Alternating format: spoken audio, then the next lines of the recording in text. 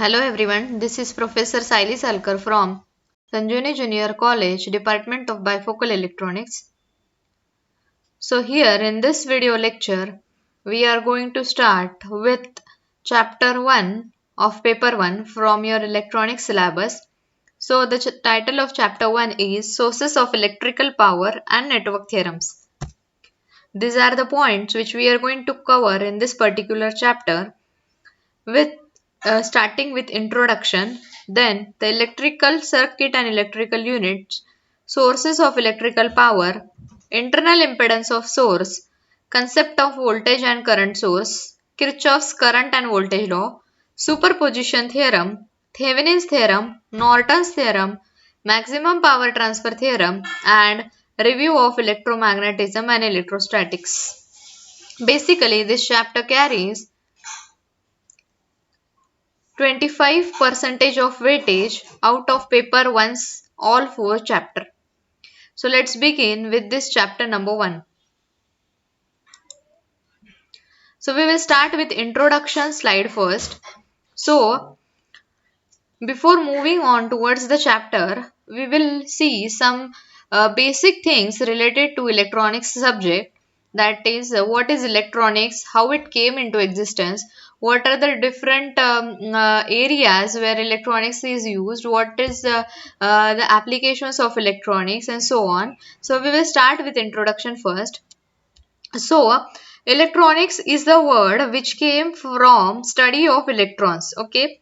So electronics, it is a word which can be divided into two parts, electron plus mechanism.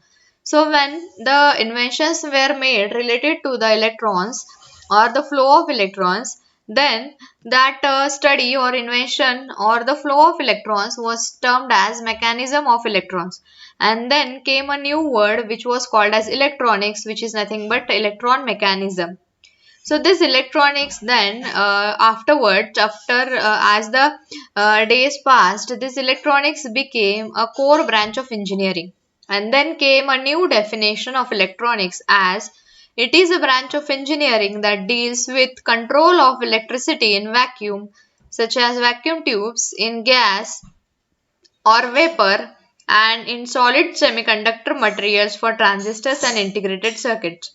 So initially when electronics was developed, when the experiments were performed by the various scientists, it was found that the electron or the way in which flow of electrons takes place, due to that we can get a energy out of it, which is nothing but called as electricity. And when the scientists developed or started experimenting on this flow of electrons, they found a new concept of electricity. So this electricity was useful for lightening many of the devices or for controlling many of the electronic applications. So then as the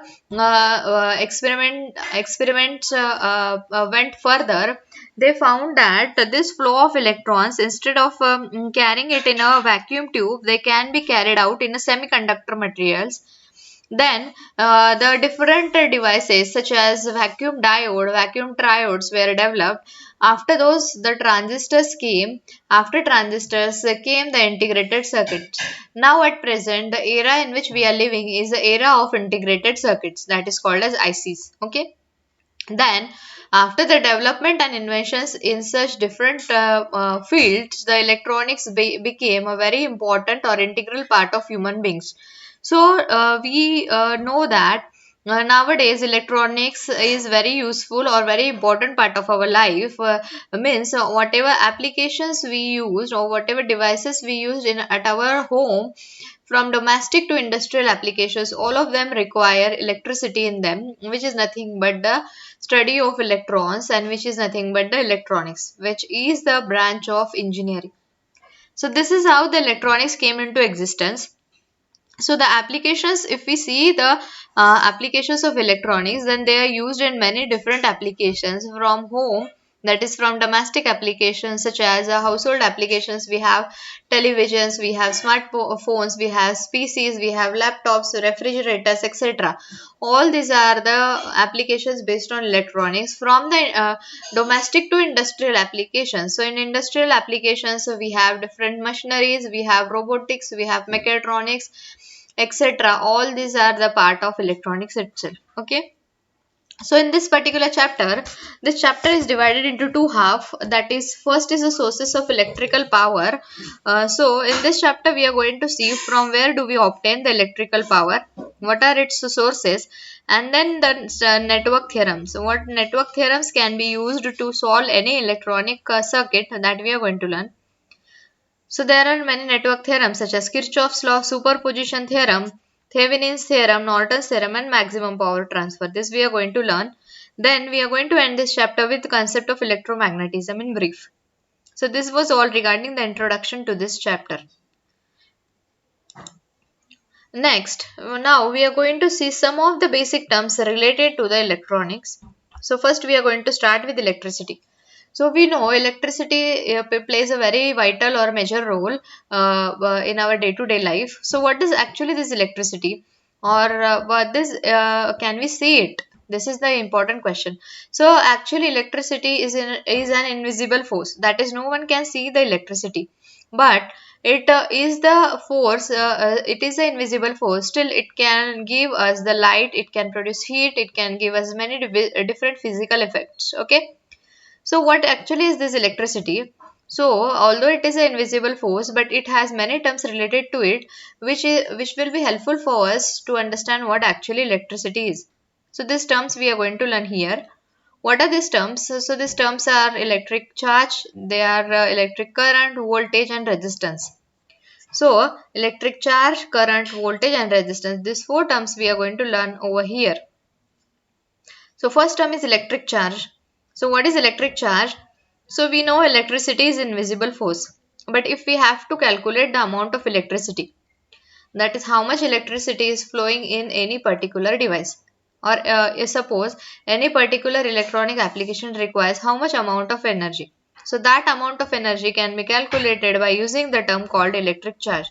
So electric charge will give us the amount of electricity flowing in any particular circuit.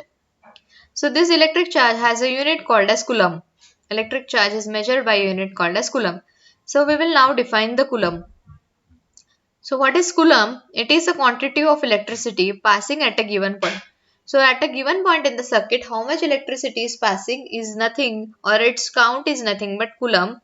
But the condition for coulomb is what? In that circuit, a current of 1 ampere should be maintained for 1 second. Means if any particular circuit we take, that is if we take a circuit of mobile phone, if we have to calculate the quantity of electricity required by the mobile phone to charge itself. So how we will calculate?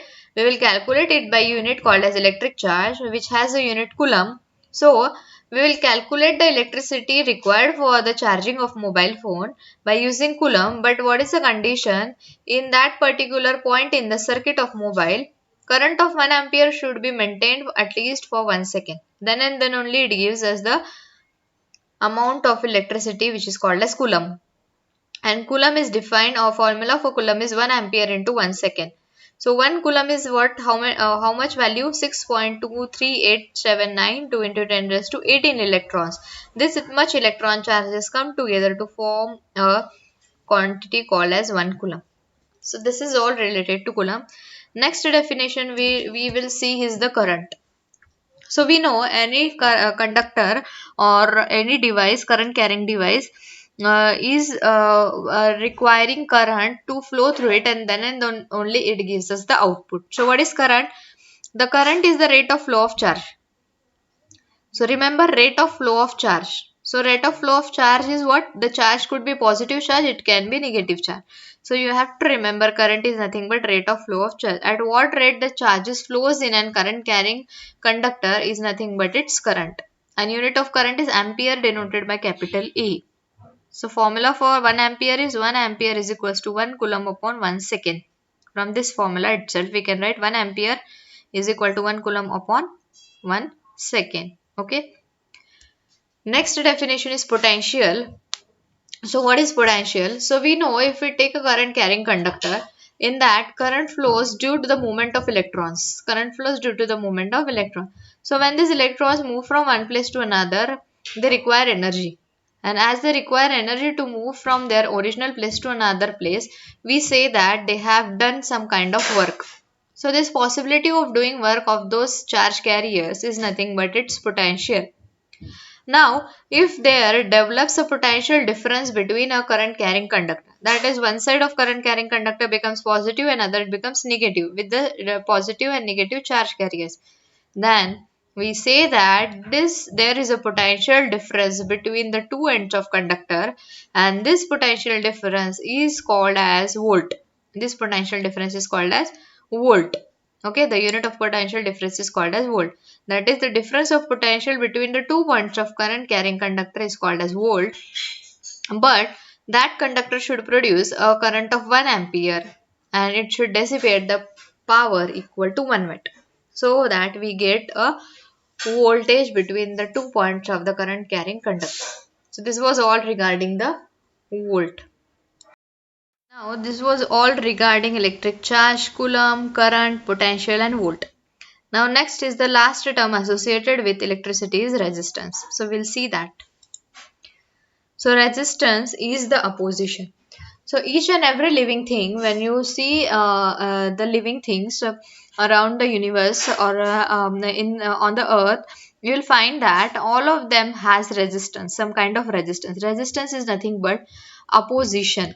Resistance is opposition. Similarly, the electronic circuits which we deal with require some kind of resistance to oppose or to limit the amount of current flowing in them. Okay, so for example, every electronic devices require different amount of current for their working. Every electronic device requires different amount of current. But if the current flowing in that particular device remains same throughout its working, then there are chances or possibility of damaging of that particular application or device. So we have to limit the amount of current at certain point in the circuit while it's working. So to limit the amount of current in any particular electronic circuit, there is a concept called as resistance used in the electronic circuits. So resistance is nothing but opposition and it has a unit ohm. So resistance is provided by a component called as resistors in case of electronic circuits. So resistance is nothing but opposition which has a unit ohm. So we can define ohm also. So ohm is defined as the resistance between 2 points of conductor. If we take a current carrying conductor, so resistance can be defined between 2 points of that conductor. When the potential difference of 1 volt applied between these 2 points produces a current of 1 ampere, then and then only we can say it has a resistance of 1 ohm. So what definition of ohm we can write as? Ohm is the nothing but it is the resistance or opposition between 2 points of a conductor. When potential difference of 1 volt applied between this point produces how much current? Of 1 ampere. Then and then only the resistance of 1 ohm gets created between the 2 points of that conductor. So from this definition of ohm, we can say that if we represent the potential difference of 1 volt, across a circuit having resistance R in ohms, carrying current I in amperes, we can write formula as V is equals to IR, that is voltage is directly proportional to the amount of current and the value of resistance. And this gives us a law called as Ohm's law. V is equals to IR or I is equal to V by R. So this was all regarding the 4 terms which are related to the electricity. From these 4 terms we can easily understand what electricity actually is. Okay, although it is an invisible force, but we can explain it by using the term current, voltage, electric charge and resistance. So this was all regarding the 4 terms related to electricity. So in next slide we will see what is the direction of conventional current flow and some of the units related to the electronics. Okay, thank you.